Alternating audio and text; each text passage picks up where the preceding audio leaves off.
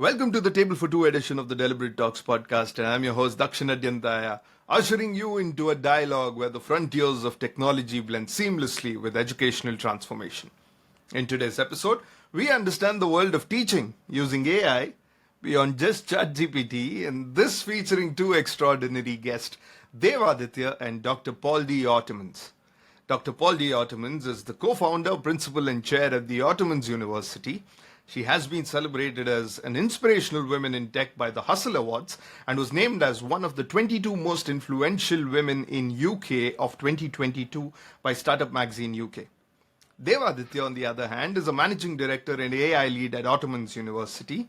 He has spearheaded the team that created the world's first digital human AI teacher, OIAI, with a mission to empower 750 million students globally by 2030. His exceptional work has earned him recognition from the UK Prime Minister, accolades as the Young Global Innovator and Under 30 Social Entrepreneur. In today's episode, we engage in an enlightening conversation on how AI is crafting the next era of education. All this and more, right after this quick intro.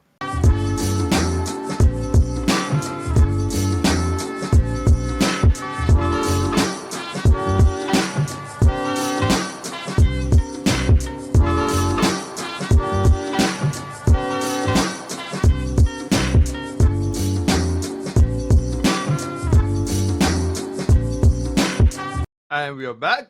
Hello, Dr. Pauldy and Dev. Welcome to the Deliberate Talks podcast. How are you both doing? Very well, thank you very much. Super. Very well, super, thanks.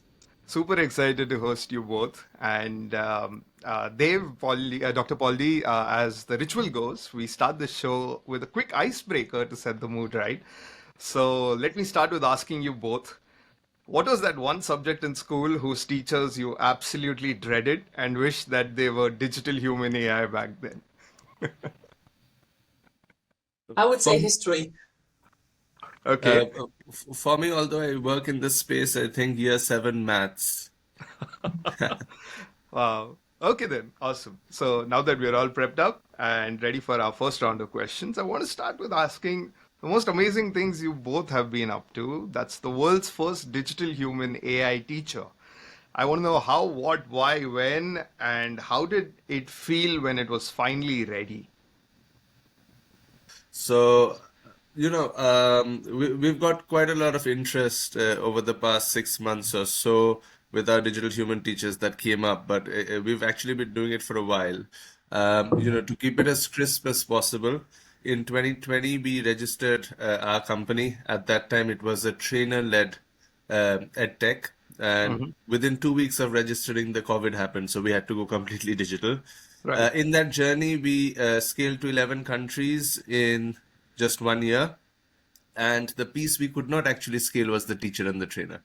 That's what actually led us to try and experiment with AI because we thought that could be the closest thing that could be intelligent enough to sort of teach or support teaching. In January of 21, this is pre-ChatGPT, this is pre-generative AI for the normal people. That's Right. when we had our first MVP that actually taught a cohort of learners in refugee camps in Iraq. And now, that gave us the conviction to come to where we are today. And today it's teaching university students across 4 continents. So, yeah. Lovely, lovely. So just understanding process between you both, right? Dr. Pauldy is into the chair in principle, and you lead the AI. What was the conversation like for the very first time? Who pitched the idea to whom? What was the conversation like? That's a good question. I think we were just both stuck with, okay, we get more demand, we want to serve more and more learners, but this is not possible by getting more trainers and training them, quality control. So what to do? And I think we just had a bit of a brainstorming session. Then we said, well, AI, artificial intelligence, sounds very much like human intelligence. Let's just Right. give that a go and see what happens. Right. And was there anyone in the group or in the room who actually said this sounds bizarre because there's no chat GPT then, there was no AI, real conversations in the education space happening back then. Someone in the room had a doubt about it? Mhm. To be honest, we didn't have doubt about it. We knew we were just trying something out of the blue because there was nothing else out there. But you know for that to have happened, both of us actually had to be in complete sync because I look at the AI part, right? I look at the vision part and that aspect of it. She looks at the education part and the psychology part, that comes very intrinsic. You're building a teacher, you're not building Correct. a doc scanner or something. So True. there had to be that sort of linkage. We had to trust each other. And I think if we hadn't got that breakthrough between Jan and March, we got it in Jan, things would have been different. But yeah. Wow. Okay. Awesome. And there's also an extension to this, which is the Teddy AI, which I also see on your website. Tell me a little bit about that as well. Well, Yeah, it's her baby. Teddy, well, I was going to say, Teddy's my baby. And I always like to talk about Teddy. Teddy AI is a conversational AI study buddy in the form of an app. It's a gamified product, but it also uses our own language model that Dave and the team oversee. So he's almost like a product that has come out of our model, and he will talk to your child about anything the child wants to talk about, but he also will play different educational games with you so you can keep learning outside the classroom. And we keep building more and more conversation elements in it because that's the whole point, that the children can talk to it. And nowadays, since just recently, we have also launched our Guardian dashboard. So you as a parent or the guardian of the child have a separate app. And from there, you can connect your child and then prompt Teddy by saying, Teddy, next time you interact with my child, can you please, I don't know, practice the vowels or practice the capitals? And then when the child opens the app again, you start talking, and then Teddy said, well, before we start playing your game, let's practice the vowels. So as the parent or guardian, you also have an influence of what Teddy and your child are talking about, which, that's our latest breakthrough in Teddy. And now we're looking at what parents actually think about that. Doctor, Yeah, and just to touch on that slightly, Dakshin, yes. I think there is one piece here which is missing. If you don't just look at Teddy, we work with our own fine-tuned models, right? So we really avoid sitting on top of other people's models. Right. So Teddy AI, in essence, is another example of an educational product that can run from our model. So that's one of the focus. And again, just summing up what she said, when we grew up, all of us watched Winnie the Pooh. Maybe our parents said, watch Winnie the Pooh, we're busy right now. You watch the same Winnie the Pooh, I watch the same Winnie the Pooh. Today Right. with Teddy AI, the parent can say, your Teddy or Winnie, please practice the vowels with him and then play. And my Winnie or Teddy, please practice the multiplications and then play. So that Wow. gives you hyper control, personalized control. Superb, superb. And doctor, I could totally see that body language go with total excitement of exactly how you would pitch to a parent while talking about a Teddy AI. And that needs to come with so much conviction because you believe the product and you believe the content that it provides. So wonderful stuff there. But I just want to dig in with Doctor and Dave, trying to understand this aspect of the world's first digital human AI. What does that mean to a common man, and what does it do, and how does it help one? Dave, why don't you kick off? Okay, cool. So we very consciously, chose the word digital human, and we actually had to slog a lot to try and achieve what we are trying to do. The reason for this is we personally believe, because we are, teachers at our heart, in her own capacity. She's been an academic and a teacher. I've taught students across, 8, 9, 10 plus countries. So for us, teaching is a very human quality. It is a very human interaction, right? So what do we mean by digital humans? First of all, we try and get this emotional aspect into it, through research.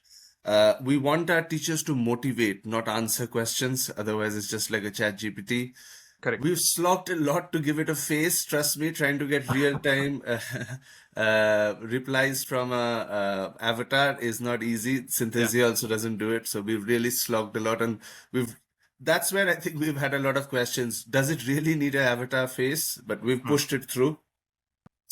And, we're at the beginning of this curve. I think eventually, and you may have people with two different sort of thought processes on this, right? But eventually, I believe we are going to have connections with these sort of metaverse AI sort of things that we interact with. And, I would want to have a teacher that understands me intrinsically, because of Mm-hmm. the amount of time I've spent together. Mm-hmm. Doesn't judge me per se, and grows and changes with me Mm-hmm. as I, grow and go into different aspects of life and learning. So that's what we are trying to do here. And if you really see, we are catering to children, we are catering to colleges, lifelong learning. But in essence, it's something that understands me better than a single human teacher could, who spends, let's say, I don't know, 100 hours with me a year. This one Correct. probably spends more. Right. That's what we're trying to achieve. Wow, interesting. And you mentioned a set of challenges that have come into the picture. I also want to understand from a POV of a student perspective as well as a parent, right? When something like this is introduced to a parent, they're really wondering, like you rightly said, from a perspective aspect, different people look at it very differently, and a student also learns very differently from another student, right? They also bond with their teachers very differently in class. That there are certain teachers' favorite students and all those aspects that emotionally connect your time in school and college. How does this come into the picture to kind of, bond with the student, bond with the parent, kind of make that connection more human than a digital human? So to begin with, I'm gonna hand this over to Pauldy, but the only thing I'll say is we are not really clashing with the teachers. What we are saying is till now you've had teachers in the classroom where you can afford it in your tutoring center. We are enabling you to have a teacher with you in your pocket for any part of your learning journey now. So that Right. becomes two-way conversation, and it sort of leads on to where we are today in what we call teaching and learning 3.0. I'm going to bounce this off to Pauldy because, that's a concept she came up with. Right. Right. Yeah, thank you, Deep. And just to further add to that, when you're in the classroom, it's very difficult to give personalized attention to each individual student. You may not reach all of them, and you might set homework exercises, but it's very difficult to keep track of each learner's journey. Even if you use all the different tools that exist at the moment, you still need to spend time as a teacher with each learner, and that's almost impossible unless you have more than 24 hours in a day, which I still don't think we have. Right. So with the use of our teacher, even the educators, they can set, let's say a reading material. When you come back to the next seminar next week, Thursday, please, before you come, practice this particular topic using the digital teacher. And then in the classroom, you can have debates with the students and see prior to the session, you as the educator can see, oh, students 1 till 5, got the paper, perfect. Students 6 to 10, they were there at 80%, they're almost there. But I know student 11 to 20 have no clue what's going on. So you can then design your session accordingly. For instance, put the students that already know about it with those that don't, and see if they can, support each other. You can develop your activities in a different way, and in that way you can make most use of your seminar or workshop session as well. So it's very much to support the learning furthermore outside the classroom, as well as preparation when you come back into the classroom, and the student can obviously continuously learning as well as exam revision and prep time for that, because that's when a lot of students go back to the material. Right. And then your teacher is not available to answer all the students' questions before the exam. So that's another area where our teacher can really support the students with. Wow, interesting. And do you see this get into a full-blown technology or an aspect where it would eventually be colleges led by digital human AI teachers, or do you still feel there needs to be a balance between the traditional and the modern? See, the world is changing, right? A lot of different aspects need to change for our behaviors to change. Right. Right? Uber alone couldn't have made us hail cabs from an app. You needed to have the right ecosystem. You needed Right. to buy in from the drivers, etc. So we don't know, but at certain point, you could have certain universities and schools definitely popping up. I'll just give an example. We are in the 10th proper year or a decade's anniversary of MOOCs. Today, I was just checking the other day for potential partners, and I saw there are a sizable number of only online universities in the US. That's a very new concept that was, pushed forward by MOOC. So could something like that happen, in a niche? Possibly yes, in the short run. Is it going to take over the world or take over education as we know it? Probably not. So nothing to fear about. Yeah. Right. I think more than fear, there's also it's an exciting opportunity. It's an opportunity, I would say, at the end of the day, right? And there's a valuable mission there which you have for yourself as well as in terms of reaching out to a number of students by 2030. How do you look at accomplishing that kind of a vision? It's a massive, it's a massive number that we're talking about in terms of global students as well. I'm sure you've mapped this out. What is the kind of vision that you really have? At the end of last year, which now sounds like a long time ago, since 2024, our digital AI teacher has started teaching an entire module with university students. So they have now completed an entire module using AI. And of course, we're learning from that where we can further improve what the students really liked and really working with universities. And for us, that is the first main go-to-market strategy, working with universities and colleges globally, because they have a lot of students, right? And there is a lot of capacity to build further. And that can be in two ways. We can look at our own content and the students can learn those, which is very focused at the moment on employability, transferable professional skills to further develop themselves as graduates or go into particular professions. But it can also teach the university's content, as I mentioned before, maybe the journal article or that particular reading that the university wants the students to do. So that's where we've started off with, but then I'll let Dev tell where we're going next. Yeah, so as you could probably touch from Pauldy's points, it's institutional led as of now. But I think our main goal here is to make it systemic. What we mean by that is, unless it's systemic, it will not be able to really cater the 750 million people we want to. The easiest way of giving you an example of being systemic is today, if you were to write an essay and submit it in your university, you would probably use Microsoft Word, right? So that automatically gets Word into the hands of 500 million, students every year, however it's churning. Similarly, it has to be systemic. So what are the problems we're solving for the universities? One of the problems is, I really don't know. I've got 2 hours to figure out if 20 kids have actually read, if at all, understood where each of them have a problem in a seminar. They would get granular data right to the questions they ask to the AI. That's a problem we're solving for them. What's a problem we're solving for people in Iraq, etc., Malawi, where we work? They don't have access to a teacher in the first place. Can we give them an access? And we can see there's exponential growth of, smart devices and internet. Could we try and solve that for them? Right. In India, I'll give you quote unquote, this little girl told me once, I remember it because it was, and this is an Indian show, so I'll quote it exactly in that language. It sort of gave me a little bit of goosebumps. I was talking to them, why would you use an earlier variant of this without the avatar, right? We used to call it Auto, which does the same thing as a chatbot. And she was like, I would probably ask more questions. And then one of my questions was, do you go to tuition coaching centers? She says, yeah, I go to coaching centers. Then I said, why do you still need to ask questions here? And she said, quote unquote, sir, आपको अच्छा लगता है क्या सबके सामने आपको बार-बार question पूछना पड़े, सब आपके ऊपर देखते हैं? You see? So there is this sort of judgmental feeling as well, which people don't get from AIs, which is psychologically proven, research-led. So, what problem are you solving where, and can it become a systemic solution? Then it's going to reach the 750 million people. Brilliant. And, because you touched upon also this aspect of different countries, I want to understand, how does this digital human AI cater to languages, also from an aspect of special needs students, right? That's also a category which is very important to cater to. How are we solving this problem?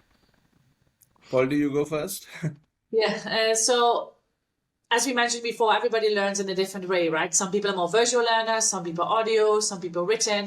So all of these different things are captured or are embedded within our AI teacher. So the teacher talks, but you also have captions or subtitles, so you can read if that's something that is more, if that's what you favor. You as the learner can talk to the AI, pressing the mic and talking like we are having a conversation now, or you can type your thing as well, your question. So again, there is always a two-way that you can choose as the learner. There are also visuals. So there are images you can use. You can also download them later as a user to look at them. And there's additional resources after each lesson as well that you can look at in your own time, which is usually a combination of text, video, images. So we try to cater to all the different needs that there may be. Now, this is always a development process, of course, because other needs come up, you get feedback. So that is an area that we will always continue to keep an eye on. And Languages, that is a more tricky area. So at the moment, our AI is in English. You ask question in English. She responds to you in English. She teaches you in English. But I'll let Dave talk to you about how we are looking into the future in terms of languages. Yep. So language has absolutely become a must. However, you would be surprised how much you can achieve with English first to begin with, which we have. One of the reasons why we've worked in 15 plus countries already is also to understand the exact teaching and learning needs, the student needs of each area, which as a combination makes our system a better teacher. No human could possibly do what it can do very soon. But our next language is going to be Spanish. That's because of not Spain or anything, but Latin America, specifically starting from Chile, has shown a very, very significant interest in the product. We are, continuously talking to universities, bodies like Foundation Chile, which is one of the biggest foundations there. Universities as clients. So it's going to be interesting. And I think the catch here with language models is a translation system doesn't work. Theoretically, if the language is speaking and you're speaking, you're anyway adding a separate layer of translation, right? Let's say I plugged in a API of Google Translate, so it makes it inefficient. You're already fighting tooth and nail against latency. You don't want that. Second of all, the same problem happens when you translate in Google Translate or anything else as well, which are more sophisticated. Direct translations don't work. So what we are working on right now is not retraining, but creating a separate version of our 7 billion model in Spanish. So let's see how that goes. We need to pull off something in the next 5 weeks. We're obviously working on it because in that hemisphere, a lot of universities will start in March, April. So we need to be able to have those conversations before that. Seems like a very busy quarter already in terms of what has to go out there. And Dev, I just want to conclude this round by also asking you, what has been the response for this in terms of already the ones that you've, the seminars that you've conducted, for example? What's the response been like already? We've done webinar, seminars. So the first AI webinar public one we did, we had, about 30 or 1,000 users come up. That was a excitement, right? Wow. But let's talk about the actual numbers. Our target was 4 universities for last quarter. That was to really, put the flag out there. We've arrived. We're not in early beta anymore. We're doing what we're doing. We ended up with 7. So from a macroeconomic standpoint, that was good. Yeah. We are also supporting other institutions like STEM. There's a STEM board in Africa, etc. That also has come extra. Of the students who started our course, right? So we start our funnel there of the ones who have registered and started our course through the institution. Between 64 and 67%, I'm forgetting the latest number, have a completion rate. That's very high for digital learning. Normally it could be 15% or something like that. And bear in mind, this is not a course where they get a certificate from a Harvard or whatever else, right? It's just a 9-hour module. Still, we have a very high completion rate.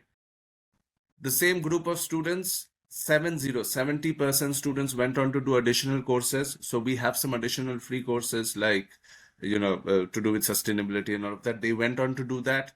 So that's without any push from the institution. So that, 70% of them went to do that. That was a very good signal for us. And I think another one, which is one of the more important things we look at, on an average in a 1-hour lesson, at least 4 questions were asked to the AI, actual questions. So that's potentially 4 times somebody gets stuck in a 1-hour lesson and probably leaves the course or whatever when you don't have that. And the highest we've seen as a group, not even as a anomaly, is 17 an hour. So yeah. Wow. Very interesting. Thank you so much for those stats.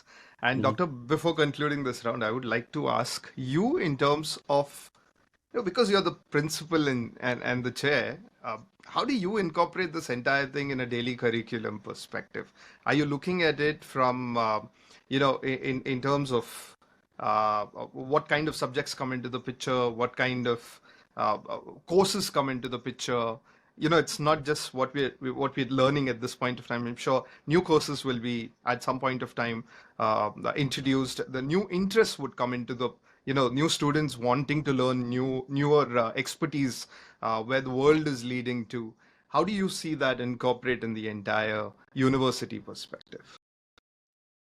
That's an interesting question. Well, I mean, our AI is content agnostic, so it can be any topic you want. So we very carefully look at the feedback the students who have completed either one course, definitely those who have completed the entire program. What are topics that they would like to learn? So those will be the newer ones that are being added to the platform, and they can continue their learning journey. So that's one area that we really look at. And the other area is, as I mentioned before, the content of the university. What do they want to teach? They have their own programs. Some of them are accredited by bodies. What do they want to teach? Where do they see that they may not have enough space in their own curriculum, coming to the classrooms? Well, this is what the students really have difficulties with. We cannot cover all this content in, 10 times 2-hour lectures. So let's use the AI to further, enhance these topics, either as revisions or as extras or as preparatory material. And it can be any topic. So it's really whatever you would like to learn. Wonderful. Wonderful stuff there, Doctor and Dev. That brings us to the end of the first round of questions. Time to pace up our conversation and move to a round of questions where I get to roast you a little with rapid fire skills. So are you ready for some speedy questions coming at you? Yes. Awesome. In 60 seconds, I want to know from each of you 3 myths of AI that you wish to debunk. Who's We are going first? we are nowhere close to AGI as of now. Whilst we try and make our AI human-like, it's all narrow AIs put together. So I don't see AGI anywhere near us. Pauldy, you want to go for one? Yeah, that AI is scary. A lot of people find it scary and thinking, oh, I should not go and, play around with AI. You cannot break the system. So just have a go and see what it's like. Right. A big one, we are not fighting against teachers. We always have a teacher in the loop who also looks what the AI is teaching and can edit in real time. Pauldy? Yeah, I was going to say similar, like the AI is going to take over, but still in the end, you as the human have control over what the AI is teaching, and you can have that control, and you will remain having that control. Yeah, and at the end of the day, humans always take the decisions. AI can't. They only do what is told to them. So again, yeah. Oh, I don't know another one. I can't think of anything at the moment. We already had 5 things, so I'm not sure if there is a 6th one to add. There was a very smart thing you both did. Normally, people take time by, thinking over the answers. You told each of you to take one and bought yourself time to think of the other one. It's really smart. Okay, then I'll let that go. And in 50 seconds, if you could teach OI 3 human traits, what would it be? To build a sense of humor, because I think that's one of the best ways to connect. Paul, do you want to go for one? Well, that was the one I wanted to say. To have a really intense memory. She already has some memory, but further building that so that you really create that bond and you can go back to the stories of what the learner said maybe even 5 months ago. That would be really great. Uh-huh. And to be the ultimate motivation machine, because end of the day, one of my favorite quotes is, a teacher doesn't teach you, it encourages you to learn. So if it can, get you into that mindset and, pick you up when you're not at your best, I think that will be the biggest strength of it. Wonderful. Okay, in 40 seconds, where or from whom do you actually get your new source of information about AI and technology? For me, I subscribe to AI specialized newsletters. There are quite a lot of them. And I also look at Inside Success. And there is an AI for that. It's a very good website. Check that out. Okay. Yes, similar for me. Also, my phone keeps pinging me notifications about different things that have come up, the latest news articles in that way, as well as specialized newsletters and TEDx talks. Okay, awesome. In 30 seconds, how does one get access to OIAI or collaborate with you for path-breaking innovation in education? So you simply go on to oiedu.co.uk and you can check out various features. The open access ones are there. If you're not in a university, you can still tinker with certain lessons. you want to partner with us, just write to us on info@oiedu.co.uk. We thrive on partnerships from day one, and we've probably partnered with 35 odd organizations or people already. Wonderful. Okay. In 20 seconds, what's the most surprising feedback you have received for OIAI? I'll go first. This was in our early days, and the feedback the learner gave me was, wow, she is speaking to me. Lovely. Yeah, so the interesting part is that was said from one of the learners in the refugee camp. So I think I'll go with the same one. That was probably our aha moment as well. Okay. Superb. And finally, in 10 seconds, what's one job you would never trust AI to do for you?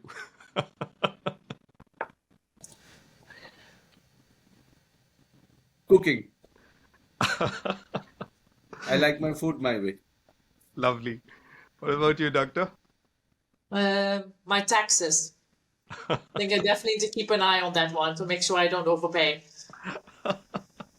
Lovely, lovely. Fabulous stuff. Thank you so much. That brings us to the end of today's show.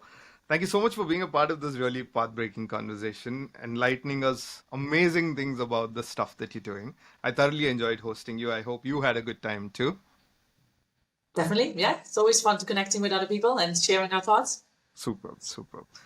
Delightful, and thank you so much for making time and wishing you all nothing but the best for your future Thank you. endeavors. And with that, we come to the end of today's episode. Don't forget to subscribe to all the audio and video channels of the Deliberate Talks and Pixelated Egg Digital Ventures. Join me next week for another Table for One edition. Until then, be curious, be adventurous, and never stop learning. Cheers.